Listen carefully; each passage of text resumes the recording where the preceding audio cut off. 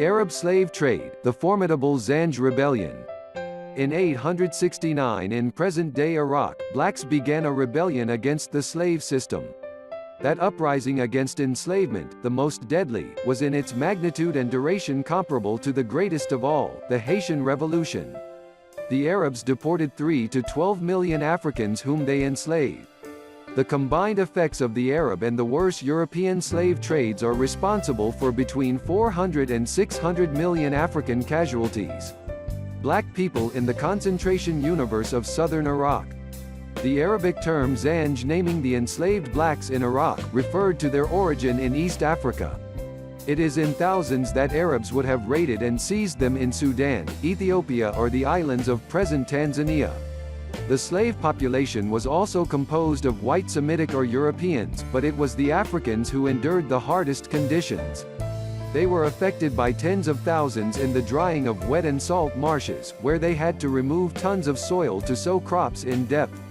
They underwent conditions worthy of the concentration camp universe of America. The Zanj were beaten, whipped, receiving only a handful of semolina and dates as food. The humidity of their place of work was a source of malaria, which made hecatombs among them. As in the whole history of slave-based systems, inferiority prejudices were popularized to give slavers a good conscience. In addition to being scorned because they were non-Muslims, people said about them, hungry, Zanj steals, satiated, he rapes. 1. Faced with their extreme misery, the Zanj rose up 3 times. 689 and 694, the first 2 revolts. Armed with clubs and hoes, Africans led raids. Others, more organized and successful in acquiring arms, barricaded themselves in camps. The Zanj took several cities in southern Iraq that they looted before being crushed by the Arab authorities. Some were beheaded. Determined, they rose again in 694, helped by the black soldiers of the Arab armies, the blacks of India, as well as Africans coming from the continent.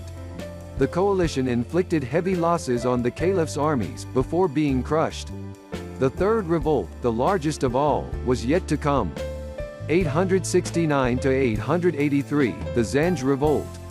Ali bin Muhammad, a literate white man previously enslaved, organized the Africans during their biggest rebellion.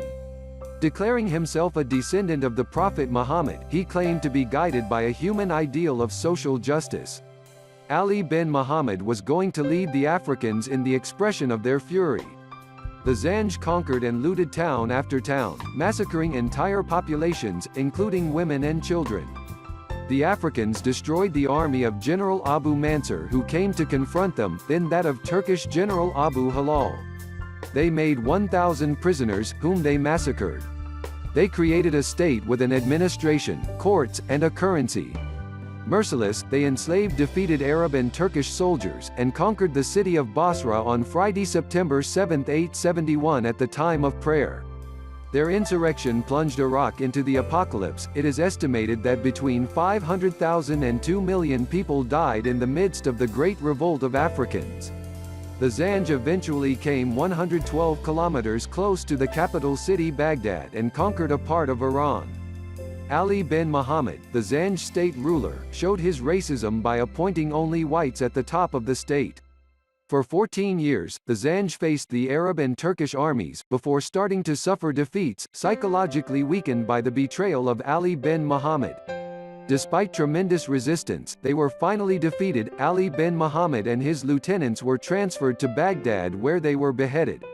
The Africans themselves suffered atrocious torture. Some of them were incorporated into the army in Baghdad, in recognition of their bravery. What is the place of this revolt in African history? We have just seen that this is a major event in our history. 14 or 15 years of revolt with 500,000 to 2 million dead, but an unfavorable outcome. This uprising is comparable to the 13-year Haitian Revolution with its approximately 500,000 dead and an outcome favorable at that moment. That rebellion must become a central point of resistance during the Black Apocalypse. It is an act of monumental heroism that is called to be considered as such in African history.